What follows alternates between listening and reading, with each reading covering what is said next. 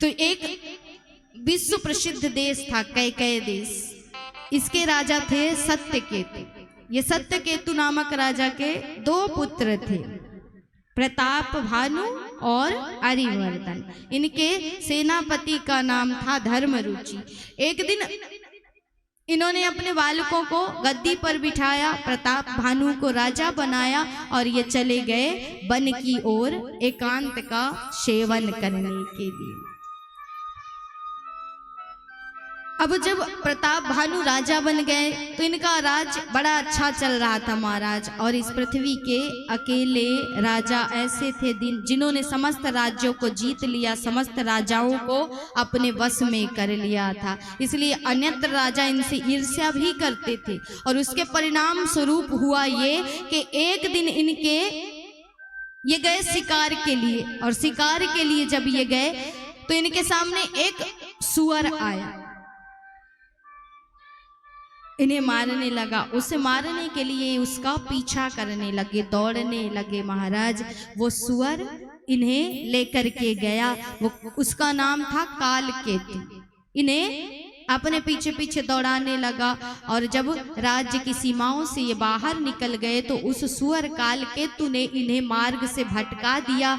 और ये राजा भटक गए कहाँ? विंध्याचल के जंगलों में महाराज। वो कालकेतु तो गायब हो गया, लेकिन राजा मार्ग भटक चुके थे, अब लौट करके नहीं जा सकते थे। इसलिए सामने इन्हें एक आश्रम दिखाई दिया। बड़ी जोर की प्यास लगी थी, अपने घोड़े को भी लेकर के वहीं गए, जल का पान किया। उसी आश्रम में एक मुनि रहते थे, नाम है कपट मुनि। ये राजा थे और चूंकि प्रताप भानु से हार चुके थे सब कुछ, इसलिए राजा का पद छोड़ करके, राजा का रूप त्याग करके, झूठा मूठा साधु का वेश धारण करके ये एक आश्रम में रहते थे।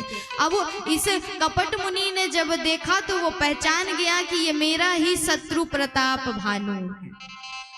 जाकर के प्रणाम किया, महाराज प्रणाम करता हूँ, आप कौन हैं और इस आश्रम में, इस वन में अकेले कैसे रहते हैं? तो अपना नाम क्या बताया कि मेरा नाम है एक तनु। जब ब्रह्मा ने इस सृष्टि को बनाया ना, तब से मैं हूँ और आज तक मैं हूँ। ये सृष्टि चली जाए तब भी मेरा तन नहीं छूटता, एक ही तन में मैं सदैव रहता हूँ, इसलिए मेरा नाम है एक तन।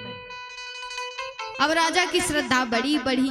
बोले महाराज मुझे कुछ मांगना है। बोले कहो क्या चाहिए तुम्हें, बताओ हम तुम्हारी सारी इच्छाओं को पूरा करेंगे। तो राजा ने कहा कि प्रभु मुझे इतना दे दो कि मुझे कभी बुढ़ापा ना आए, मैं कभी मरूं ही ना, मुझे बुढ़ापा ही ना आए, मेरी मृत्यु ही ना हो।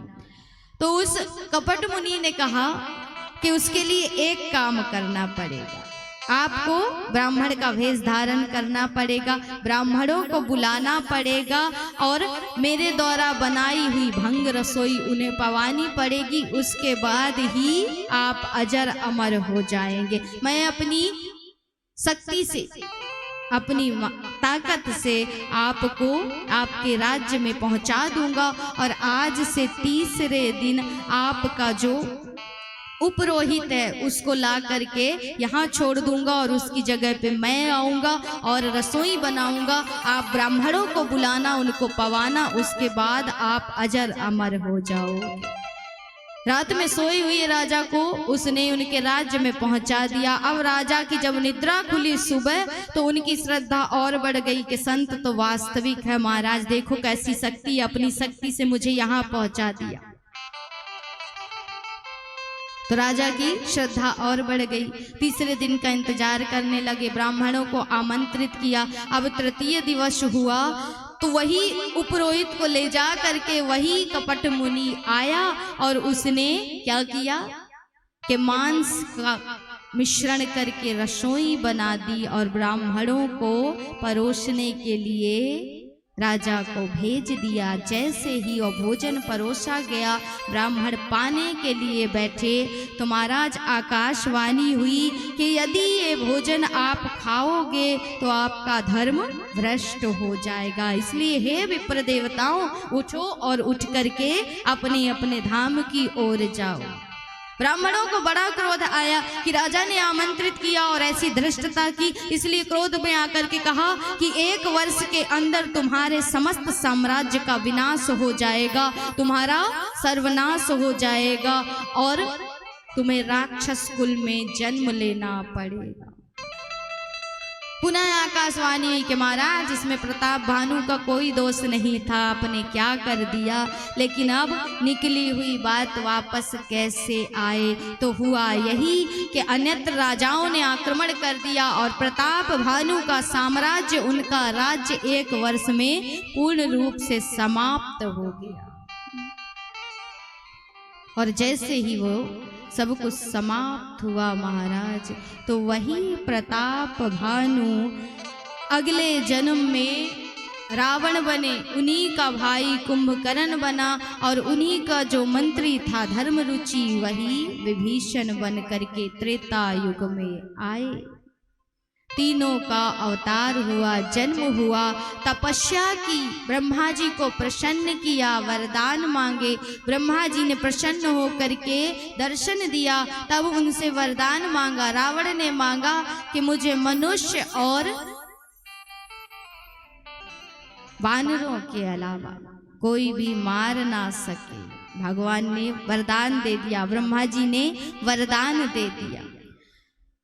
ब्रह्मा जी ने सोचा कि कुंभकर्ण इसका जगना उचित नहीं है, इसलिए वैष्णवी माया को उसकी बुद्धि में प्रवेश करा दिया। तो उसने मांग लिया कि प्रभु मैं सोता ही रहूं, इसलिए 6 महीने सोता है, 1 दिन जगता है, क्योंकि इसका जगना ठीक नहीं है, ये सोता ही रहे तो ही ज्यादा अच्छा है। क्योंकि कुंभकर्ण अहंकार का प्रतीक है और अहंकार को बढ़ाना नहीं चाहिए, उसे जगाना नहीं चाहिए, उसे समाप्त करना चाहिए धीरे धीरे।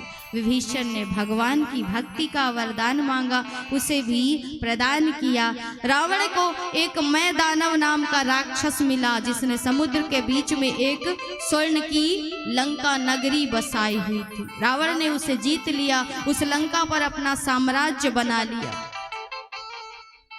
समस्त प्रजा में ऐलान कर दिया कि अब कोई यज्ञ नहीं होंगे, कोई धर्म का कार्य नहीं होगा, कोई माता पिता की आज्ञा नहीं मानेगा, जो हम कहेंगे वही होगा, हमारा ही साम्राज्य होगा इस संसार में। कि माँ नहीं मातु पिता नहीं देवा, साधुन सन कर वही सेवा। तो किसी की बात नहीं मानता है और इसी का परिणाम हुआ ना कि अंत ऐसा हुआ महाराज, दुर्गति ही हुई, सदगति नहीं मिली। रावण का अत्याचार फैलने लगा, चारों तरफ हाहाकार मचने लगा।